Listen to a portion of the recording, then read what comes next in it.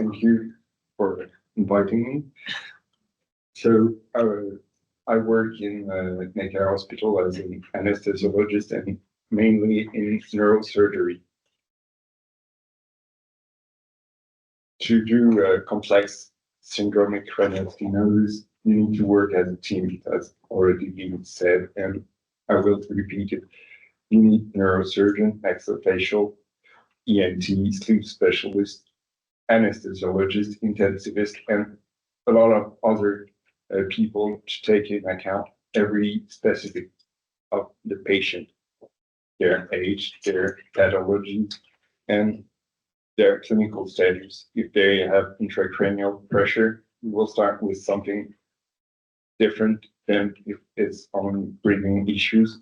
And to assess some of the problems we meet is sleep data are really important.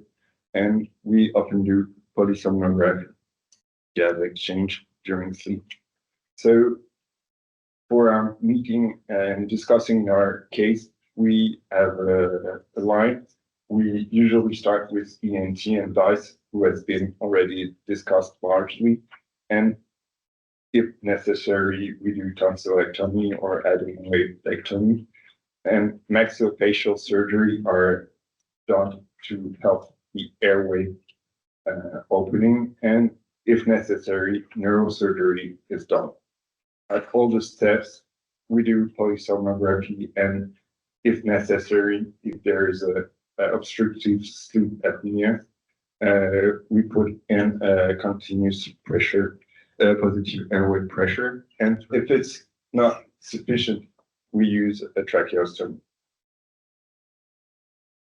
So, like a lot of centers, we tend to limit our indication to tracheostomy to severe obstructive sleep apnea or unsuccessful results of other techniques.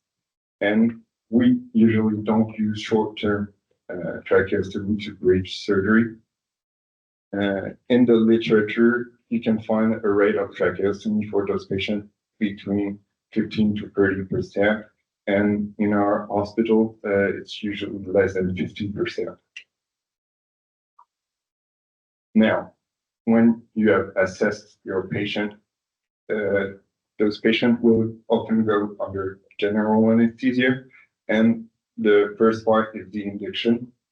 Usually, we discuss with the ENT the problems we might face, but luckily, it's rarely difficult to intubate. We have often obstructive and difficult mask ventilation, but rarely, nearly 90% of the patients are intubated on the first attempt. So it's usually not the toughest part of the management. Now, the toughest part is the emergence and the weaning of the mechanic ventilation.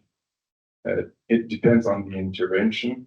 For small, short surgery or no upper airway risk, the aim is to immediate extubation and recovery room monitoring. For major surgery, we don't always do immediate extubation, and we don't have the same organization in our hospital. The intensive care is on another floor. Even if it's the same team, we work in the OR and in the intensive care with some pediatrician. And we usually prefer to extubate in the ICU more than in the OR. And after that, we decide if we will aim for an early extubation just after arriving in intensive care or delayed extubation. This discussion relies on specific patient factors like their age, their severity of craniofacial malformation, or pre-existing respiratory factors. And on the other hand, surgery-related factors type the surgery, the length of the surgery, if there was any trouble during the surgery, it can put the extubation at risk.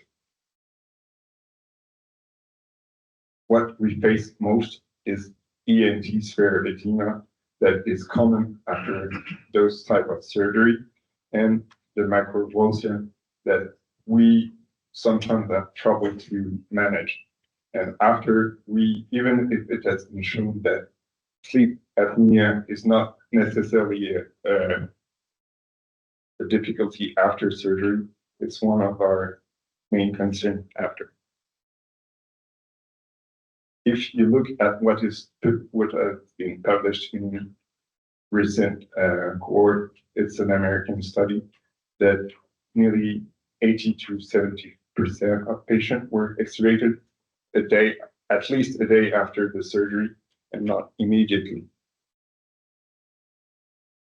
That's the study you showed before with early extubation and early or light extubation.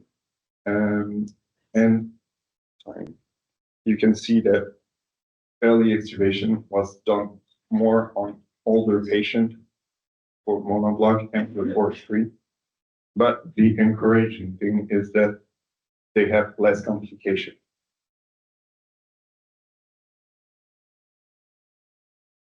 When do we prolong mechanical ventilation is when there's big swelling and we have trouble to extubate. After those type of surgery, when we aim to extubate, we have several strategies: oxygen, non-invasive ventilation, but it, as you can see on this picture, can be tricky to put the facial mask after those type of surgery, and isonasal oxygen. We sometimes use it, but also one of the complications of those surgeries is osteomeningeal bridge, and we are always reluctant to use it. And finally, when all these strategies doesn't work, we need to reintubate, and sometimes, sadly, we resort to tracheostomy. Now, I will show you our cohort of Necker for a 10 years review. We have a little bit younger patient. For monoblocks, the mean age is around 3, and the force 3 are around 10. And so they are less heavy. 15%, 30% of the patients have pre-operative non-invasive ventilation. And as I said before, tracheostomy occurs in 8 to 15%, and more the younger of patients have tracheostomy. Our major complications are edema and microvulsia. As I showed you on the picture, it can be hard to extubate when you have a major microvulsia, and extubation failure occurs in 7 to 13% of the patient. And in each group, we had one patient who had to go to tracheostomy before extubation, or mechanical weaning, sorry. And that's a graph that shows usually the frequency of the number of days they are intubated in intensive care, and it's usually around 3 to 5 days. And on this next graph, that's the interesting part. We are working to extubate and ventilate less our patient. If you see, when we started the data collection in 2001, there was only one patient that year, but he was ventilated over the 10 days. And you can see that the trend is going to early extubation and less ventilation in intensive care. We looked at the pre-operative non-invasive ventilation. If there was a factor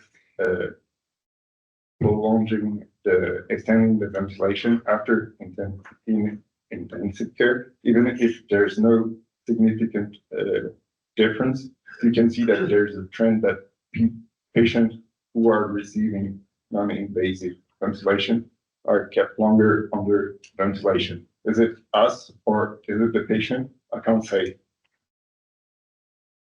To conclude, we all need to work as a team to assess and decide the strategy. Tracheostomy should be an alternative when you don't have anything else to propose.